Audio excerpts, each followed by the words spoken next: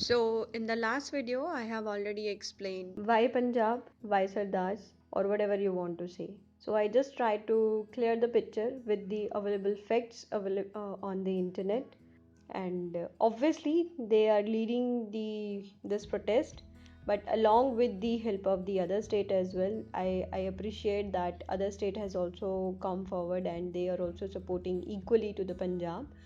Haryana is there and they are standing by them, so we are very grateful for all those supports. And likewise, we have heard that UP has also come forward and they are also protesting equally, and they are also participating in the same protest.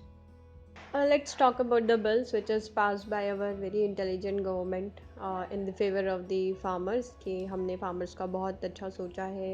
We want कि वो हमारे अन्नदाता हैं, हमें उनका हर तरीके से भलाई ही करना है. हम चाहते हैं हमारे किसान आगे बढ़े, तरक्की करें. ये सब बोल करके हमने ये एक बिल पास किए हैं. You can see on your screen that I have opened one government site only where your bill has been written, and you can read out your main provisions of the bill, doubts and clarification. And again I will say, like, there should not be a column of a doubt. अगर आपकी कोई चीज़, आपका bill इतना strong है जिसमें किसी चीज़ के लिए डाउट की कोई मतलब कोई डाउट के लिए कुछ जगह ही ना बचे, तो आपको वो सेक्शन इंट्रोड्यूस ही क्यों करना पड़ रहा है? इट मीन्स आपके खुद के बिल के अंदर बहुत सारे लूप होल्स हैं, इसीलिए आपको एक डाउट का भी सेक्शन क्लियर करना पड़ा और उसके ऊपर आप पहले से ही क्लैरिटी देके चल रहे हैं. That's weird. I really don't understand this concern. और ये सिर्फ इन्होंने साइट पे लिखा है कि भाई लोगों के ये डाउट्स हैं, हम इसको पहले से ही क्लियर करके चल रहे हैं. भाई चोर की दाढ़ी में तिनका, इस चीज़ को ऐसे कहा जाता है हिंदी की कहावत में. सफाइयाँ तो वही देता है ना जो चोर होता है, तो गवर्नमेंट चोर है हमारे इस हिसाब से तो. And let's discuss more on this main provision. You can see कि बहुत सारी गुडी गुडी चीज़ें लिखी गई हैं कि फार्मर जो है वो फ्री है सेल परचेज के लिए, देश के किसी कोने में भी जाके सेल कर सकता है. उसको इलेक्ट्रॉनिक ट्रेडिंग का ऑप्शन दिया गया है कि आपके ऊपर कोई टैक्स नहीं लगेगा, काइंड ऑफ कोई चार्जेस नहीं लगेंगे, नॉट टैक्स, आपके ऊपर कोई चार्जेस नहीं लगेंगे सेल परचेज के लिए, आपकी कोई ट्रांसपोर्टेशन कॉस्ट नहीं होगी. ट्रांसपोर्टेशन कॉस्ट तो उसकी पहले भी उसी की थी. अब वो अगर अब पंजाब से निकल कर या किसी प्रदेश से निकल कर दूसरे प्रदेश में जाएगा तो क्या गवर्नमेंट उसको ट्रांसपोर्टेशन चार्जेस पे करने वाली है? कि अभी कल मेरा मन करेगा कि आज मैं पंजाब में बैठा हूँ और मुझे जाके अपनी फसल जो है वो बैंगलोर में बेचनी है, तो मैं प्रधानमंत्री को एक चिट्ठी लिखूंगा कि भाई मेरे कल मुझे बैंगलोर जाना है अपनी फसल बेचने के लिए, आप मेरे ज़रा ट्रांसपोर्टेशन का इंतज़ाम कर दीजिए. आप अपने स्टेटमेंट से कॉन्ट्राडिक्ट कर रहे हैं. आप कह रहे हैं कि you can sell and purchase anywhere, और दूसरी तरफ आप कह रहे हैं कि आपकी ट्रांसपोर्टेशन कॉस्ट नहीं होगी. अब आप इसके ऊपर बोलेंगे कि हमने आपको इलेक्ट्रॉनिक ट्रेडिंग का ऑप्शन दिया है, you can go with that. आपको लगता है कि हमारे किसान इतने पढ़े लिखे हैं कि वो ये इलेक्ट्रॉनिक्स चीज़ें बैठ के सीखेंगे, समझेंगे? और फिर अगर नहीं सीखेंगे समझेंगे तो उनको किसी को हायर करना पड़ेगा. तो अब एक तो उनके ऊपर अपनी खुद का लोन का बोझ, क्या कहते हैं, अपनी पैदावार का बोझ, जो वो किसानी करके सारा दिन मेहनत करते हैं, अब एक और उसके ऊपर हम बोझ डाल रहे हैं कि भाई अब एक बंदा हायर करो जो आपके इलेक्ट्रॉनिक ट्रेडिंग को सपोर्ट करे, उसकी फीसें भी निकालो. उसके बाद फिर वो क्या उस इलेक्ट्रॉनिक चीज़ों में कर रहा है, क्या नहीं कर रहा है, भगवान जाने, क्योंकि हर एक को नहीं आता समझ में. आज भी आप देखो हमारे बुजुर्गों को स्मार्टफोन हाथ में पकड़ाओ, देश ने इतनी तरक्की कर लिया, लेकिन हमारे बुजुर्ग फिर भी उस फ़ोन को हाथ में लेते हुए कतराते हैं, नहीं आता उनको समझ में. और आप एक्सपेक्ट कर रहे हैं कि हमारे देश का इंसान जाके इलेक्ट्रॉनिक ट्रेडिंग कर लेगा? मतलब इतनी समझदारी हमारे गवर्नमेंट में आ कैसे गई? I really don't understand. दूसरे फिर वो कहते हैं कि वो यहाँ पे क्लैरिफिकेशन चीख चीख के दे रहे हैं कि मिनिमम सपोर्ट प्राइस कहीं नहीं गया आपका, इट इज़ देयर. यार फिर लिख दो ना ये लाइन ऊपर मेन प्रोविजन में. आपको लिखने में क्या प्रॉब्लम है? Why can't you right? आप इतनी सफाइयाँ दे रहे हो कि कहीं नहीं गया, कहीं नहीं गया, तो लिख दो इस लाइन को ऊपर कि your MSP will continue as it was before. लेकिन हम नहीं लिखेंगे क्योंकि हम नहीं देना चाहते MSP. MSP गवर्नमेंट के ऊपर एक तरीके का बोझ है, वो अननेसेसरी की हेडेक अपने सर के ऊपर नहीं लेना चाहती. वो नहीं, क्यों नहीं लेना चाहती? किसान से वो एक MSP रेट डिसाइड करेगी, उस पर वो अनाज खरीदेगी और आगे वो जाके किस राशन कार्डों पे बेचती है उस अनाज को, राइट? जो आपके बिलो पॉवर्टी लाइन के जो कार्ड्स होते हैं, राशन कार्ड बने होते हैं, उन सब पे अनाज बिकता है, तो वो सरकार कहाँ से लाती है? फार्मर से खरीदती है और इनको देती है, अब वहाँ पे उसको और सस्ते में देना पड़ता है। So he is trying to be smart here कि भाई बहुत लॉस हो रहा है, किसान से हमने 19 रुपये किलो में खरीद लिया मान लो, और हमें बेचना 2 रुपये किलो में पड़ रहा है, हम कहाँ से लाएं इतना पैसा। मतलब इतने सालों से ये चीज़ चलती आ रही है, लेकिन किसी गवर्नमेंट ने आज तक ऑब्जेक्शन नहीं उठाया। लेकिन बीजेपी गवर्नमेंट, अभी पूरे 10 साल भी नहीं हुए हैं जिस गवर्नमेंट को, उसको अचानक से ये सारी चीज़ें नज़र आने लग गई है कि यार 19 रुपये किलो में खरीद के मैं 2 रुपये किलो में कैसे बेच दूँ। आज उसको समझ में आ रही है ये चीज़ें, इसीलिए उसको ये सिस्टम ख़त्म करना है अच्छी अच्छी चीज़ें दिखा करके, ताकि जो हम पढ़े लिखे इंसान हैं वो थोड़े अच्छे से और बेवकूफ़ बन जाए। क्योंकि हम लोगों को ये चीज़ें पढ़ने में बहुत मज़ा आता है, बहुत अच्छा लगता है ये पढ़ते हुए कि wow, farmers will get a very new technology, electronic trading करेंगे, they are free to go anywhere. Please sit back, relax and think, क्या ये ग्राउंड लेवल पे पॉसिबल है? क्या हमारा किसान जो 50 साल से ऊपर है वो आज भी उतनी मेहनत से खेती करता है? क्या वो बैठ के इलेक्ट्रॉनिक ट्रेडिंग कर पाएगा? सोच के देखिएगा एक बार। क्या उसकी डिमांड मिनिमम सपोर्ट प्राइस की गलत है? अगर गवर्नमेंट को इतना ही वो है कि नहीं, it is not going anywhere, why can't he make a clause in this amendment कि इट इज़ देयर। सेकेंड चीज़ है आपकी मंडी। अब हर किसान की पैदावार जो होती है वो बहुत कुंटलों में नहीं होती है, हर स्केल पे हमारा किसान होता है, स्मॉल स्केल, लार्ज स्केल और मोर देन दैट ऑल्सो। अब आप चाह रहे हैं कि ये प्राइवेटाइजेशन हो और वो लोग, ये this is a part of actually your second thing, contract farming का नाम जिसको दिया गया है। You can read about this one also, that farmers empowerment and production agreement of price assurance and farm services bill 2020। उसमें main provisions है आपके contract farming के, और क्या कहते हैं कि आपकी बड़ी बड़ी कंपनियाँ आएंगी, आप में इन्वेस्टमेंट करेंगी, आपको हेल्प करेंगी आपके फर्टिलाइज़र्स में, आपके मशीनरी में और सारी चीज़ों में। मतलब आप सोच के देखिए, क्या हेल्प करेंगी? फर्टिलाइज़र में फ्री में बांटेंगी? क्या हेल्प करेंगे आपकी मशीनरीज के अंदर? वो तो आके आपको लंबी सी लिस्ट पकड़ा के चले जाएंगे कि आप ये वाले टाइप का ट्रैक्टर लीजिए, इस टाइप की ट्रॉली लीजिए, इस टाइप की ये कीजिए। पढ़े लिखे लोग, लिस्ट बनी होती है उनकी। जो बुजुर्गों का एक्सपीरियंस होता है वो तो बेकार होता है, वो उस पर तो कोई रिलाई नहीं करता आजकल। लेकिन पढ़ा लिखा इंसान आएगा, बड़ी बड़ी कंपनी आएंगी, वो बोलेंगे नहीं नहीं आप ये लेकर आइए, उसके बाद आप हम कॉन्ट्रैक्ट आपके साथ साइन करेंगे, ये चीज़ें आपकी मीट होगी तो हम आपका सामान लेके जाएंगे, इस टाइप के कॉन्ट्रैक्ट।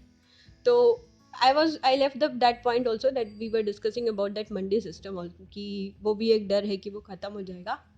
एक्चुअली में वो डर नहीं है, वो असलियत है। जैसे ये कॉन्ट्रैक्ट फार्मिंग एक चीज़ है, वैसे ही वो मंडी सिस्टम भी एक चीज़ है। चलो इस चीज़ को हम डिस्कस करेंगे इन डिटेल। उससे पहले मैं आपको एक चीज़ और, एक मतलब why I am saying this, कि ये डर क्यों बना हुआ है, शोर क्यों मच रहा है। इफ़ यू रिमेंबर, हमारे फाइनेंस मिनिस्टर निर्मला सीतारमण, उन्होंने एक स्टिमुलस पैकेज करके इकोनॉमी बूस्ट करने के लिए लॉन्च किया था, which was around 1.19 lakh crore, जिसमें हमने कहा था कि हर एक सेक्टर को हेल्प मिलेगी, सब कुछ मिलेगा। अब आप ग्राउंड लेवल पे सोचो, आपको क्या मिल गया उस पैकेज के साथ? सोच के देखिए ना एक बार। 1.19 लाख करोड़ रुपीस सीतारमण जी ने बांटे थे भारत की जनता को पेंडेमिक के टाइम पे, ये कहकर हमारे देश को सपोर्ट मिलेगा। अब आप देखिए किसके हाथ में क्या आया। बहुत फेमस हुआ था ये स्टिमुलस पैकेज, इसकी लेकिन ग्राउंड रियलिटी क्या है? ज़ीरो। अगर हम अब वही बात करें कि हमारे देश की टोटल जनता कितनी है, तो हमारे देश की जो पॉपुलेशन है वो खाली आपकी 138 करोड़ है इन 2020। ये सारा डेटा मैंने इंटरनेट से उठाया, आप भी वहीं से उठा लीजिए, and all are very famous sites. You just simply type population of India and then simply check the stimulus pass by the Nirmala Sitharaman, like that. I am giving you the keywords as well because I am not lying here, और ना ही मेरा यहाँ पे किसी government को बुरा और या अच्छा या किसी का फेवर करना है। मैं बस वो कह रही हूँ कि गलत मत बोलो किसी के बारे में। अगर आप कुछ नहीं जानते हो तो डू योर होमवर्क कुछ कहने से पहले। तो हमारी देश की जो जनता है वो 138 करोड़ है, और जो पैकेज बांटा गया है 1.19 लाख करोड़, अब आप दोनों को बैठ के अच्छे से कंपैरिजन कर लीजिएगा। सब लोग इतने पढ़े लिखे हैं कि सबको डिजिट समझ में आएंगी, कहाँ क्या है कैसे नहीं है, ग्राउंड रियलिटी क्या है। ये तो लेटेस्ट और लाइव एग्जाम्पल है जिस वक्त सारी दुनिया ने बैठ के देखा था, क्योंकि ये सारा कुछ लॉकडाउन के टाइम पे हुआ था। तो ऐसा भी बहाना नहीं है किसी के पास कि किसी ने मिस किया हो ये चीज़ को। The same thing is happening with this bill. हम लोगों को पिक्चर तो बहुत अच्छी दिखाई जा रही है, लेकिन उसकी ग्राउंड रियलिटी ज़ीरो है। मैंने आपको अभी बताया इलेक्ट्रॉनिक ट्रेडिंग कितनी पॉसिबल है, travelling to every corner of this India कितना पॉसिबल है एक छोटे किसान के लिए। सेम वे आपकी एपीएमसी मंडी का एबॉलिशमेंट होना, ऑब्वियसली अगर आपके इन्वेस्टर्स आएंगे आपको लालच देंगे शुरू के 1-2 सालों में, अच्छा लालच देंगे, धीरे धीरे वो उस सिस्टम को ख़त्म करते चले जाएंगे। Government is least bother about it. कल के दिन को आप लड़ना भी चाहो गवर्नमेंट के साथ कि आपने बोला था कि एमएसपी कंटिन्यू रहेगी, और आप किसी कोर्ट में जाके किसी का दरवाजा भी खटखटाते हैं, कोर्ट बोलेगी आपको कि लाइए बिल, कहाँ लिखा है गवर्नमेंट आपको एमएसपी देगी, या क्या आपके पास है कोई रिटन डॉक्यूमेंट। फिर वो बोलेंगे कि नहीं, हमें मोदी ने वादा किया था कि नहीं आपका एमएसपी कंटिन्यू रहेगा। तो आपकी जो हमारी जो लॉ है वो भी बहुत प्यार से बोलेगी जाइए फिर मोदी जी से ही ले लीजिए, हमारे पास क्या करने आए हैं। एंड ऑफ कोर्स आपके इस नए बिल के accordingly you can not go to the civil court as well during your contract farming. आप इस कॉन्ट्रैक्ट फार्मिंग को ऐसे समझिए कि जैसे कि आपने कॉन्ट्रैक्ट तय किया on some conditions given by your buyer seller दोनों से। अब दोनों का पक्ष देखो भाई, जो बायर है हमारा वो तो बहुत बड़े इन्वेस्टर्स हैं, उनके बहुत बड़े सीए भी हैं, उनके पास वकील भी हैं, सब कुछ है। किसान कुछ नहीं है, वो सिर्फ इतना जानता है कि मुझे अनाज कैसे पैदा करना है और मुझे उसका दाम चाहिए कि मैं अपना खर्चा निकाल सकूं। अब आएंगे डॉक्यूमेंट्स हमारे 10-10 पन्नों के, हमारे पास टाइम है उनको पढ़ने का? कि किसान के पास टाइम होगा उसको समझने का? अगेन उसके ऊपर एक और बोझ कि वो एक बंदा हायर करे, एक लॉयर हायर करे, उस डॉक्यूमेंट को पढ़े समझे और उसको समझाए, उसके बाद वो लीगल एग्रीमेंट साइन होगा। और हमेशा हमने देखा होगा, इवन कि आज हम भी कोई डॉक्यूमेंट साइन करते हैं, हमेशा एक डॉक्यूमेंट के अंदर लास्ट में लिखा रहता है star star terms and conditions applied. आप छोटा सा इंश्योरेंस लेने चले जाओ, उसमें भी बहुत सारी हिडन इन्फॉर्मेशन निकल कर आ जाती है जो हमें भी नहीं पता होती है, जबकि हम so called very educated person है। उसमें भी 10 तरीके की हिडन इन्फॉर्मेशन निकल के आती है, और that comes into the picture when it comes to the claim. Same thing is happening here with our farmers. आप उनको एक ऐसे कॉन्ट्रैक्चुअल एग्रीमेंट के अंदर डालने की कोशिश कर रहे हैं जिसके बारे में उसको जीरो नॉलेज है। आप इसको सीधा सिंपल रहने दीजिए ना, नहीं चाहिए उनको कॉन्ट्रैक्ट फार्मिंग, और चलो लेकर आना है आप लेकर आओ, लेकिन बाकी चीज़ें तो अबॉलिश मत करो। आपने कहा है कि अगर कोई डिस्प्यूट होता है, ऑब्वियसली कि जहाँ पे भी लीगल एग्रीमेंट्स होते हैं वहाँ डिस्प्यूट भी होते हैं। कल के दिन को भाई आपकी क्या कहते हैं अनाज कैसा पैदा हो कैसा नहीं हो ये हमारे कंट्रोल में नहीं होता, उसको क्या क्लाइमेट कंडीशंस है, किस तरीके के बीज डाले गए हैं, क्या है, बहुत सी चीज़ों पर रिलाई करती हैं चीज़ें। कल के दिन को अगर हमारी थोड़ी सी खेती खराब भी हो जाती है तो where we will go, where that farmer will go, क्योंकि आपने तो बोल दिया कि इन केस ऑफ डिस्प्यूट कि आपका कोई भी कोर्ट जाने की जरूरत नहीं है, there will be a local dispute redressal mechanism. मतलब अब आप कोर्ट में जा ही नहीं सकते, और अगर आप कोर्ट में जाते हैं तो ऑब्वियसली जो किसानों का डाउट है वो बहुत क्लियर और बहुत ही प्रैक्टिकल टाइप का है। अब आप जाके एक ऐसे इंसान के खिलाफ एक केस फाइल करेंगे जो कि बहुत ही मल्टी लेयर और बिलियनियर इंसान है, उसके बहुत बड़े बड़े वकील हैं, और आपका 5-6 हज़ार का वकील है, और आप जाके उससे कम्पीट करेंगे। आपकी कुछ तारीखें थे तो वो ना आने में निकाल देगा। आप हर बार जाते रहिएगा कोर्ट और नई तारीख लेते रहिएगा, क्योंकि बायर जिसने आपके साथ लीगल एग्रीमेंट किया था वो तो प्रेजेंट ही नहीं है, वो आज लंदन गया हुआ है, कल वो यूएस गया हुआ है, उसके बाद वो कहीं और गया हुआ है। लगाते रहिए चक्कर। अब किसानी तो गई चूल्हे में, अब हमें फिलहाल इसके कोर्ट के चक्कर काटने हैं, क्योंकि भाई हमने अंडर दी कॉन्ट्रैक्ट फार्मिंग एक कॉन्ट्रैक्ट साइन कर लिया था, अब उसको हमने भुगतना है जिंदगी भर। पहले फार्मर मरते थे भुखमरी के कारण, अब फार्मर मरेंगे कि हमारा केस इतने सालों से चल रहा है। तो हम इन चीज़ों पे तो क्या हेल्प करते हैं फार्मर्स की, हम बल्कि और उल्टा ही उनको और धक्के धकेलने की कोशिश कर रहे हैं। गवर्नमेंट अपना सपोर्टिव हैंड तो क्या देती कि आओ we will work together, we will grow together. वो बल्कि गवर्नमेंट कह रही है कि भैया तुम अपना संभालो, हमें हमारी गवर्नमेंट बचाने दो। अब लेट्स टॉक अबाउट लाइक कि गवर्नमेंट इतना ही फेवर करती है किसानों को, तो बहुत छोटी छोटी चीज़ें हम देख लेते हैं। आप एक नॉर्मल क्या कहते हैं, जैसे अब हम मशीनरी ले लीजिए, हमारी सबसे इंपॉर्टेंट मशीनरी होती है ट्रैक्टर, ट्रॉलीज वगैरह होती है किसान के लिए। तो आप चेक करेंगे कि ट्रैक्टर के ऊपर जो लोन मिलता है वो कितने परसेंट का मिलता है, और वही इंसान अगर कार लेने जाए तो कितने परसेंट पे मिल जाता है वो रेट ऑफ इंटरेस्ट। ट्रैक्टर के ऊपर आपका 17.5% से लेके 20% तक का रेट ऑफ इंटरेस्ट लगता है, वो भी सिर्फ 36 महीनों के लिए। जबकि अगर एक आम इंसान कार लेने जाए तो उसका रेट ऑफ इंटरेस्ट उसको लगता है 9 से लेकर 9% 9.5% तक के बीच में, वो भी 7 सालों के लिए। Now you can see the huge difference, 36 महीने मतलब 3 साल और 7 साल, एंड द डिफरेंस इज 7.5 से लेके 20% और 8 से लेके 9.5%। Huge difference. मतलब हम ये तो क्या कहते हैं कि we will give you a subsidy on buying the machineries to improve the production and all, बल्कि हम उनको कह रहे हैं कि भैया तो ट्रैक्टर लोन लेने आएगा तो 17.5% अपनी जिम में लाइयो एक्स्ट्रा डाल के रेट ऑफ इंटरेस्ट के नाम पे।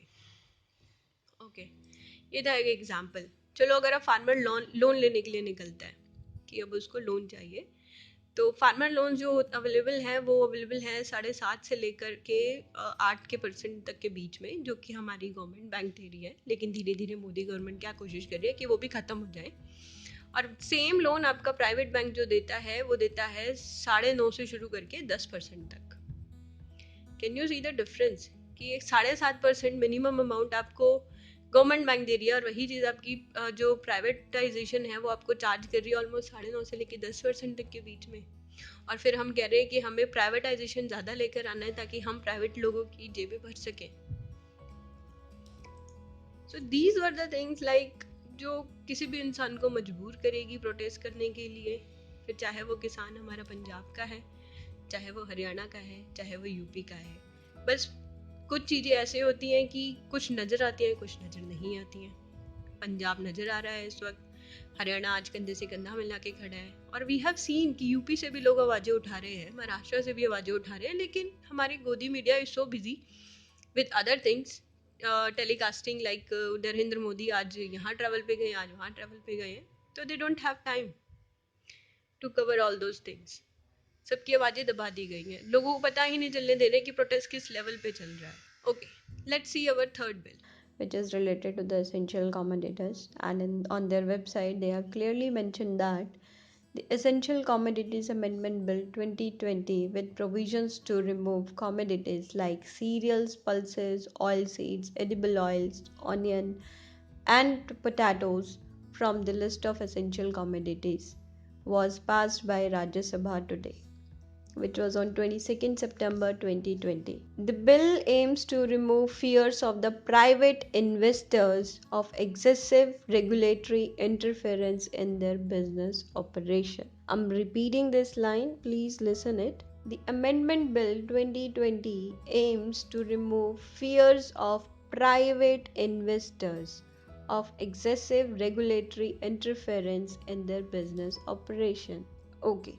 So before explaining it further, I ask you a question like, do we know like what does it mean essential commodities, and why government regulate it and put the things there, remove it or add it, like how it happens? So basically essential commodities are like जो हमारी जीवन की बहुत basic needs होती हैं, कि जिस पे हमारा पूरा जीवन एक काइंड ऑफ डिपेंड होता है, आई कैन से दैट, कि जो हमारे रोज़मर्रा की चीज़ें होती हैं, जैसे कि अनाज हो गया, जो हम किसी गेहूँ हो गए हम कहेंगे, और आपकी दालें हो गई जो एक आम इंसान को खाने के लिए चाहिए, तेल हो गया, आपके ऑनियन हो गए, पोटैटोज़ हो गए। तो अब हमारी गवर्नमेंट क्या कर रही है कि उसको एसेंशियल कमोडिटी से निकाल दिया, मतलब कि अब वो हमारे जीने की आधार नहीं है, वो एसेंशियल कमोडिटीज़ नहीं है अब, no longer, that is why it is removed. अच्छा, ऐसा करने से होगा क्या कि अगर आप किसी चीज़ को एसेंशियल कमोडिटीज से हटा देते हैं तो उससे क्या फ़र्क पड़ता है? The moment you will remove a particular item from the category of essential commodities, the other people have the right to store that particular commodities for n number of times or for for x amount. अगर वही चीज़ आपकी essential commodity के अंदर रहती है तो उसका पूरा रेगुलेशन गवर्नमेंट करती है।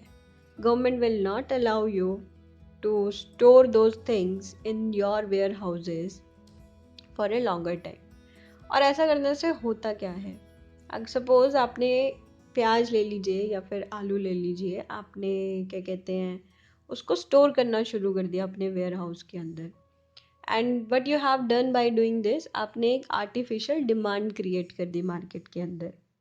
सो it will increase the black marketing.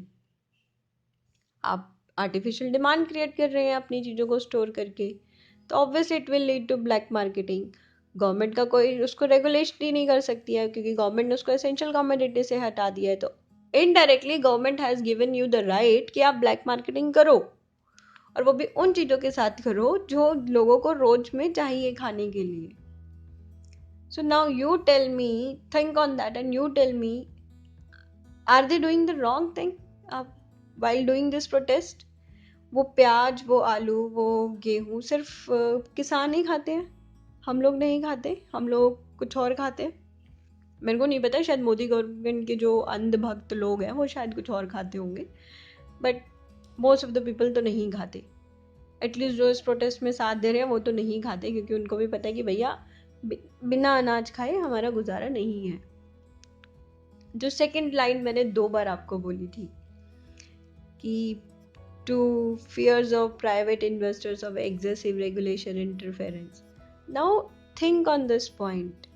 Government ने क्लियरली यहाँ पे लिखा है कि वो प्राइवेटाइजेशन के अंदर इंटरफेयर नहीं करना चाहती, मतलब उनके बिजनेस ऑपरेशन में कोई दिक्कत नहीं होनी चाहिए, वो जो भी करे वो अपने हिसाब से कर सकते हैं। इसलिए गवर्नमेंट अपने हाथ खड़े कर दिए कि भाई अब तुम्हें जो करना है तुम करो, यू आर फ्री, हम आपको आगे कुछ नहीं टोकेंगे। कब तक? जब तक हमारे देश के अंदर कोई वर्ल्ड वार ना हो जाए। ये भी लिखा है इसके अंदर, बिल के अंदर। I read out that line also, let me find it out again. It has been provided in the amendment that in situations such as war, famine, extraordinary price rise, and natural calamity, such agriculture food stuff can be regulated. मतलब आपको war होने तक का इंतज़ार करना पड़ेगा कि government आके उस एसेंशियल कमोडिटी को वापस से रेगुलेट करे, अदरवाइज तब तक प्राइवेटाइजेशन का जो मन करेगा वो करेगा, या फिर कोई एक्स्ट्रा ऑर्डिनरी प्राइस राइज ना हो। अब मैं आपको एक्स्ट्रा ऑर्डिनरी प्राइस राइज भी समझाती हूँ। लेट सपोज आपका प्याज का उन्होंने एक्स्ट्रा ऑर्डिनरी प्राइस जो राइस डिसाइड किया है वो 200 रुपये डिसाइड किया है कि अगर प्याज का रेट 200 या उससे ज़्यादा होता है तो गवर्नमेंट आप बीच में इन्वॉल्व होगी।